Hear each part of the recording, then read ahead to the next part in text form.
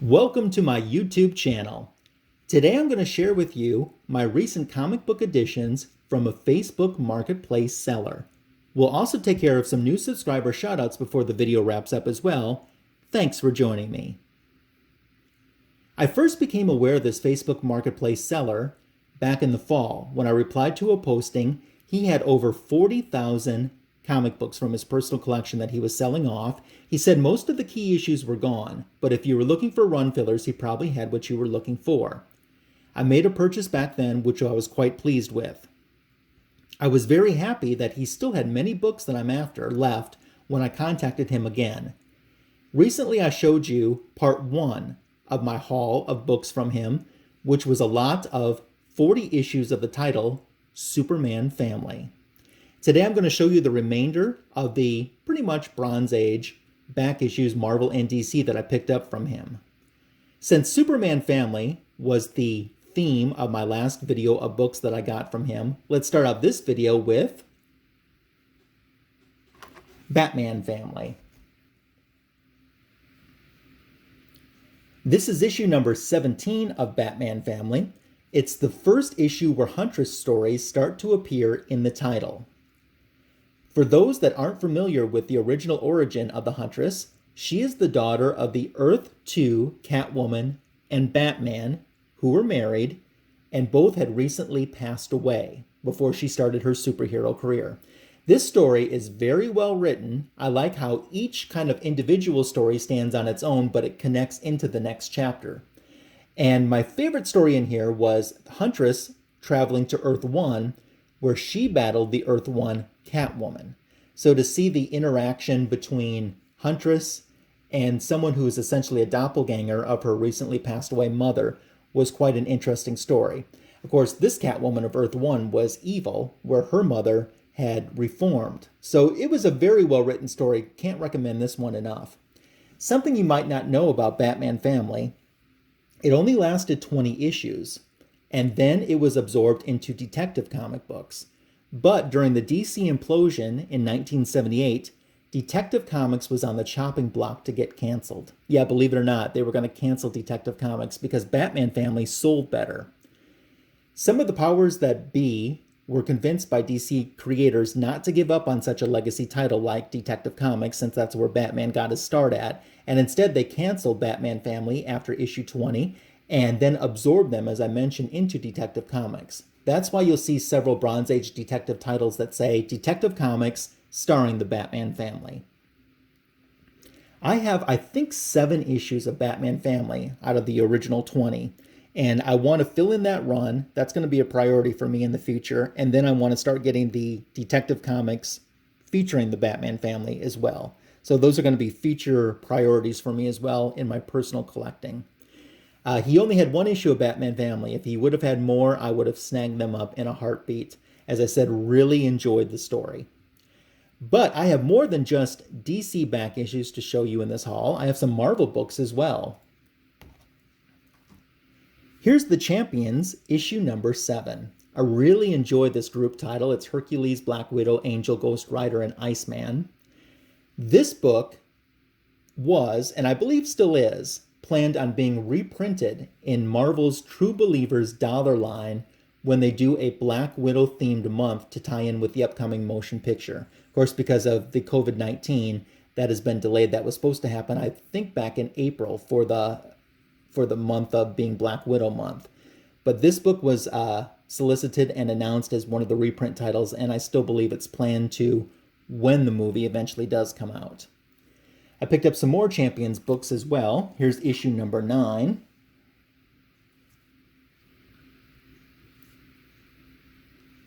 Issue number 10. This was a series that I really enjoyed. I think when it really was just starting to find its stride, it got canceled. It didn't have a long life to it, but I was a fan of the series. Issue number 11. Now, upon adding these 4 Champions, I think I'm only missing 3 issues, 3 scattered issues between, I think, the 17-issue run. This issue guest stars Black Goliath. I had forgotten that Black Goliath actually had his own Bronze Age title. I think it only lasted 6 or 7 issues. That's something I might be interested in picking up. I thought this was a good story, but I could be convinced at some point to pick up some Black Elias if I find them in the wild and the price is right. Other books that I have to share with you, ROM number 17. As I've mentioned in previous videos, I'm not the biggest ROM fan, and I shouldn't say most of, all of the ROM books that I have in my collection is because he's got someone guest starring with that I really like. In this case, it's X-Men guest starring in this issue. This is a two-part issue. I have to pick up issue number 18 yet. This issue pretty much sets up the bulk of the story, and the X-Men are only in just a little bit of it. But I do plan, like I said, on getting issue number 18 to complete the story arc. Heading back to DC books, somehow I was just missing the Tales of the Teen Titans Annual number 4. And when this Facebook Marketplace seller had it in his list of books that were still available, I thought this was just the right time to snap it up, so I didn't have to worry about looking for another copy in the future. Always a big fan, too, for any book that has Wonder Girl, Donna Troy, in her red jumpsuit. I've got a few adventure comic books. I have these issues already, but needed to upgrade them. I loved these books as a kid. I love them so much that I've literally worn them to pieces. Some of them are coverless from this era that I have, too. So I wanted to get the chance to upgrade these books. This one features stories with The Flash, Wonder Woman, Deadman, Aquaman, and the Justice Society of America.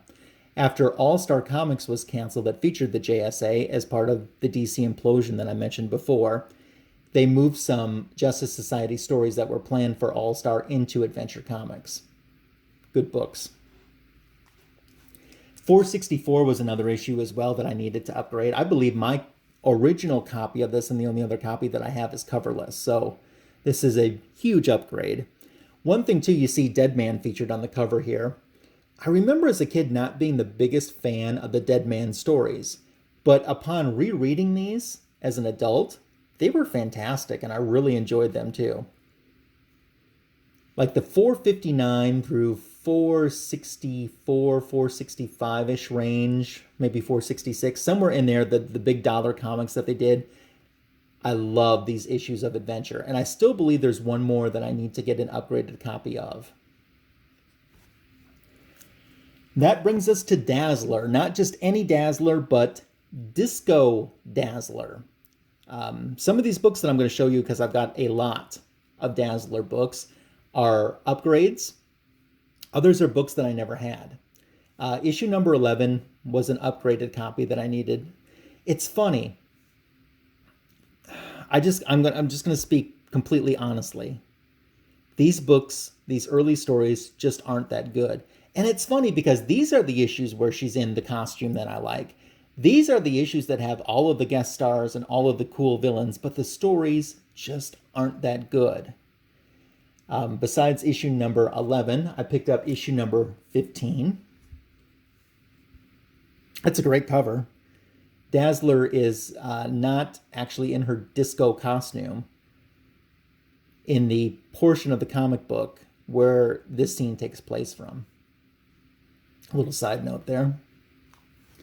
We have Dazzler 22, early Rogue appearance with Rogue battling Dazzler and the X-Men's Angel.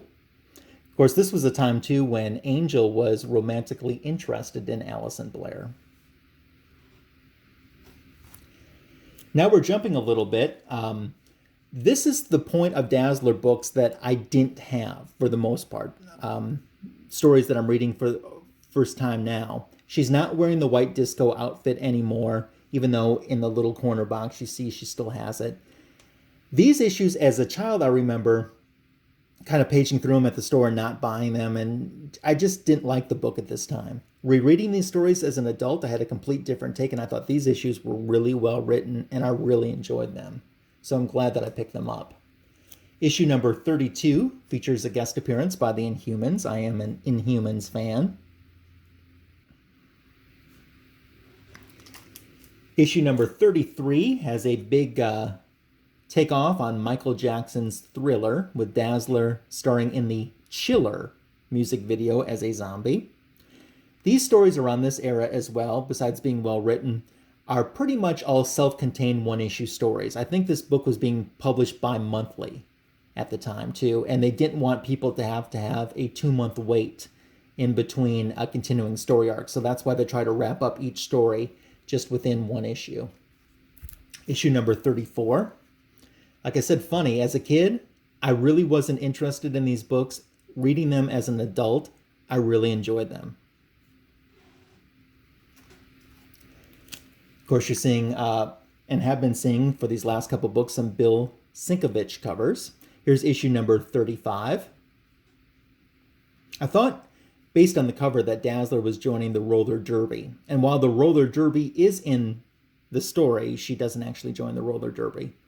She fights the roller derby at a bar, an all-women's bar. It's an interesting story. Issue number 36. This is almost a Phantom of the Opera type inspired-esque story. Issue number 37. The creative team changes after this issue, and I started kind of not enjoying the stories as much. She also gains her blue new comic book costume in issue number 38. Here she takes on the X-Men.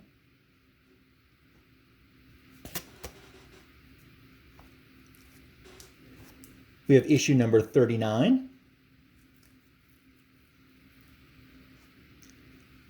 Then this next issue tying into Marvel's Secret Wars 2 miniseries, issue number 40. And finally, we will wrap up with issue number 41.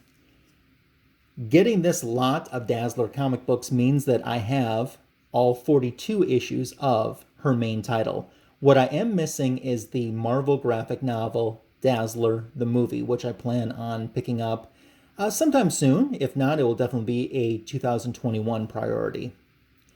So that brings us to the end of the books that I picked up from this Facebook Marketplace seller. But we're nowhere close to wrapping up this video because I want to give out some new subscriber shoutouts at this time.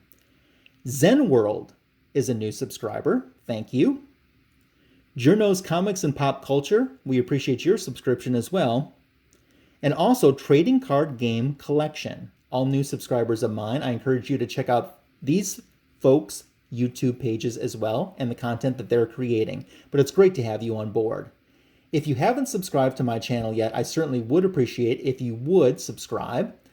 Give this video a thumbs up, comment on it, tell me about the books that I showed you. Tell me about if you have any of these books, if you're looking for any of these books. Anything you want to comment about, I'm open to dialogue about that for sure. I'm looking forward to some other future videos that we have to present. There's an AOK on the way, which will probably be our next video in the series that we'll be presenting. We also have some more comic book editions to share with you, some books that I've picked up in the wild or from eBay, including an update on how my top 12 of 2020 goal list is progressing. And spoiler, it's progressing quite nicely, as you'll see in that upcoming video as well. So those things are on the way for the channel. Thank you again for taking time to make it to the end of one of my videos, and for watching, for your support, for your kind words, for your comments. You have no idea how much it means to me. Thank you again for watching this video. Take care.